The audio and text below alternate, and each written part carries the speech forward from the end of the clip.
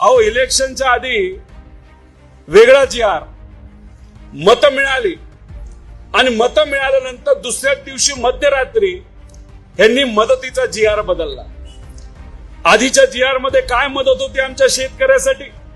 27,000 रुपये बागायती, 16,000 रुपये जिरायत आणि 3 हेक्टर पर्यंत मदत आम्ही देऊ असा तो जी.आर. होता. इलेक्शन झालं, मतं मिळाली.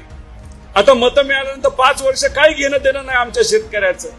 जी.आर. बदलला, 27,000 वरनं 16,000 वर बागायतची मदत आली आणि जिरायत हे डायरेक्ट 13-14 हजारावरनं 8,500 रुपयेवर आलं आणि 3ची जी मर्यादा होती आता 2 हेक्टरवर आणून ठेवलेली आहे.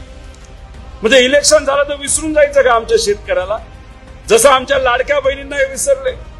इलेक्शनच्या आधी ऍडव्हान्स मध्ये 3-3 हप्ते दिले का नाही दिले? नाव होतं नव्हतं काय नाही देऊन टाकलं. लाडक्या बहिणींची योजना आणि पुरुषांना सुद्धा यांनी पैसे देऊन टाकले अशी परिस्थिती होती. इतकी घाई गडबड होती का घाबरले होते. यांना असं वाटत होतं लोक काय आपल्या पाठीशी राहत नाही, मग तिजोरी मोकळी करू, मतं कशी तरी मिळतील आणि आपण निवडून येऊ.